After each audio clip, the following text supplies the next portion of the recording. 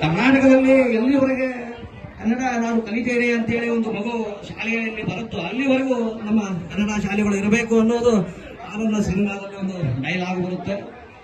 ಕನ್ನಡ ಜನತೆ ಆಶೀರ್ವಾದ, ನಿಮ್ಮೆಲ್ಲರ ಆಶೀರ್ವಾದದಿಂದ ಇತ್ತೀಚೆಗೆ ನಾನು ಪದ್ಮಭೂಷಣ ಪ್ರಶಸ್ತಿಯನ್ನು ಕೂಡ ಪಡ್ಕೊಂಡೆ. ಅದು ನಾನು ಪಡ್ಕೊಂಡೆ ಅನ್ನೋದಕ್ಕಿಂತ ಅದು ನಿಮ್ಮೆಲ್ಲರಿಗೂ ಸೇರಬೇಕಾಗ್ತದೆ ಅನ್ನೋದು ನನ್ನ ಒಂದು ಅಭಿಪ್ರಾಯ. ಯಾಕಂತ ಹೇಳಿದ್ರೆ ನಾವೆಲ್ಲ ಕಲಾವಿದರು ನಿಮ್ಮಿಂದಲೇ ಆಗಿದ್ದು. ಜೋರಾದ ಚಪ್ಪಾಳೆ ಕೊಟ್ಟುವುದ್ರ ಮೂಲಕ ಮತ್ತೆ ನಮ್ಮದ ಕಲಾವಿದರಿಗೆ ಪ್ರೋತ್ಸಾಹಿಸಬೇಕು ಅಂತ ನಿಮ್ಮಲ್ಲಿ ಕೇಳ್ಕೊಳ್ತಾ ಇದ್ದೀನಿ. ಜೋರಾದ ಚಪ್ಪಾಳೆ ಬರಲಿ. ಯಾಕಂದ್ರೆ ಈ ಚಪ್ಪಾಳೆಗೆ ಒಂದು ಶಕ್ತಿ ಇದೆ. ಆ ಚಪ್ಪಾಳೆಯಿಂದಲೇ ಅನಂತನಾಗ್ ಆಗಿರೋದು, ರಾಜ್ಕುಮಾರ್ ಆಗಿರೋದು ಎಲ್ಲರೂ ಕೂಡ ಕಲಾವಿದರಿಗೆ ನಿಮ್ಮ ಚಪ್ಪಾಳೆಗೆ ಸೇರಾಗ್ತದೆ. ಮೈನಿ ದಿನಸರು ಅವರು ಯಾವತ್ತೂ ಕೂಡ ಏನೇ ಮಾಡಿದ್ರು ವಿಶೇಷವಾಗಿ ಮಾಡ್ತಾರೆ ಸ್ವಾಮಿ.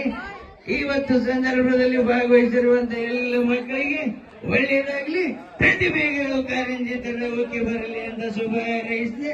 ಈ ಸಂದರ್ಭದಲ್ಲಿ ನನಗೂ ಕೂಡ ಮಾತಾಡಕ್ಕೆ ಅವಕಾಶ ಕೊಟ್ಟಿದ್ದಕ್ಕೆ ಎಲ್ರಿಗೂ ಒಳ್ಳೆಯದಾಗಲಿ ಅಂತ ಶುಭ ಹಾರೈಸ್ತಾ ಇದ್ದೀನಿ ಸ್ವಾಮಿ. ಬರ್ತೀನಿ ಕಣಪ್ಪ, ನಮ್ಮ ಮನೆಯಲ್ಲಿ ಹೆಣ್ಣು ಏಟು ಮಾಡಿ ಕಾಯ್ತಾ ಅವ್ರೆ.